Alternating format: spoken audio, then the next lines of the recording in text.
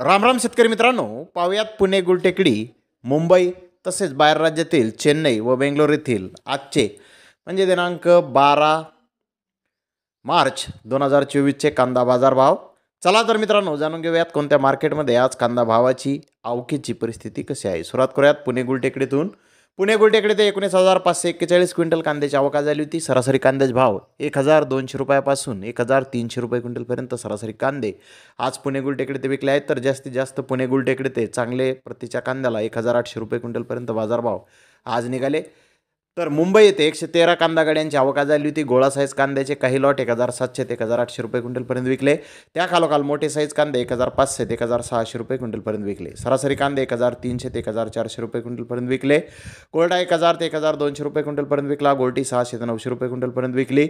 सफेद कांदा 1,500 ते 2,000 रुपये क्विंटलपर्यंत आज मुंबई येथे विकला आहे. तर चेन्नई येथे 45 कांदा गाड्यांची आवक झाली होती. मीडियम कांदे 1,800 ते 2,000 रुपये क्विंटलपर्यंत विकले. तर जास्तीत जास्त 2,400 रुपये क्विंटलपर्यंत चेन्नई येथे आज महाराष्ट्रातील कांद्याला बाजारभाव निघाले आहेत. तर बेंगलोर येथे टोटल 58,615 गुन्ह्यांची आवक आली होती.